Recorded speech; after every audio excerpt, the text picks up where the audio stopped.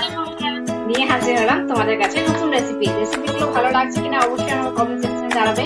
যারা যারা আমার চ্যানেলকে সাবস্ক্রাইব করেছে তাদের জন্য অসংখ্য ধন্যবাদ। যারা যারা এখন কিন্তু আমার চ্যানেলকে সাবস্ক্রাইব করেনি সাবস্ক্রাইবটা করে নাও এবং পাশে থাকা বেল আইকনটি টং করে বাজিয়ে নেবে। চলো বন্ধুরা দেখে নেওয়া যাক আজকে আমাদের নতুন রেসিপি। চলো আজ বানানো যাক পালং শাকের পকোড়া।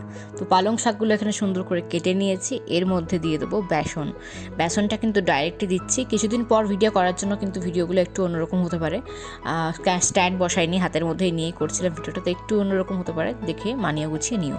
তো এখানে কিন্তু বেসনটা আমি অ্যাড করে দিচ্ছি। বেসনটা অ্যাড করে কিন্তু ভালো করে আগে মেখে নেব, তারপরে কিন্তু বাকি যেগুলো জিনিসগুলো লাগবে সেইগুলো কিন্তু আমি অ্যাড করব। তো সুন্দর করে বেসনটা মিশিয়ে নিচ্ছি। বেসন পরিমাণটা কিন্তু বেশি লাগে, কারণ হচ্ছে কী বলতো, এটা তো শাক, তো শাকটা মানে একটু ভালো ভালো করতে গেলে আর কি শাক মানে বেসনের পরিমাণটা একটু বেশি লেগেছে, যেহেতু বেসন মানে শাকটা গলে যাচ্ছিলো, নরম হয়ে যাচ্ছিলো, ওই জন্য কিন্তু বেসনের পরিমাণটা একটু বেশি লাগলো। তো এরপরে দিয়ে দেবো নুন। চলো আগে নুনটা দিয়ে দিই। যতটা পরিমাণে জিনিস থাকবে থাকবে জিনিসটা, ততটাই কিন্তু ঠিক পরিমাণ মতো তোমাদের নুনটা দিতে হবে।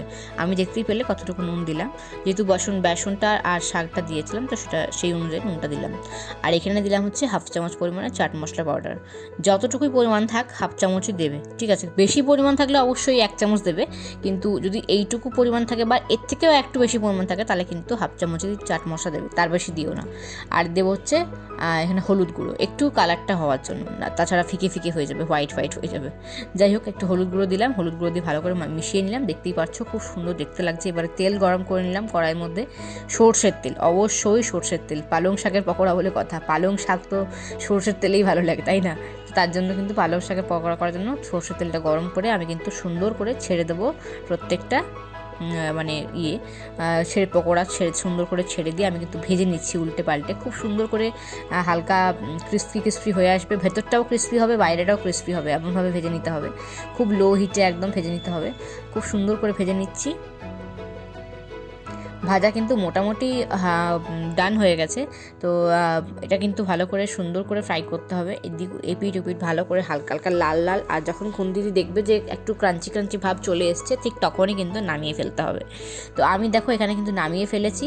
এখানে দেখতেই পাচ্ছ কীরকম দেখতে হয়েছে, অসাধারণ খেতে হয়েছিল। তোমরা কিন্তু পকোড়াটা যে কোনো কিছুর সাথে খেতে পারো, চায়ের সাথে খেতে পারো, সসের সাথে খেতে পারো, মুড়ির সাথে মেখে খেতে পারো। খুব সুন্দর খেতে হয়েছিল। তোমরা কিন্তু অবশ্যই বাড়িতে ট্রাই করে বা আমাকে কমেন্ট করে জানাতে ভুলো না। তো বন্ধুরা দেখে নিলে কি সুন্দর একটা রেসিপি তৈরি হয়ে গেল আজকে। তো রেসিপিগুলো ভালো লাগছে কিনা অবশ্যই কমেন্ট করে জানাতে ভুলো না এবং শেয়ার করতে একদমই ভুলো না। তো চলো বন্ধুরা, আবার নতুন রেসিপি নিয়ে আমি হাজির হবো তোমাদের কাছে। টাটা।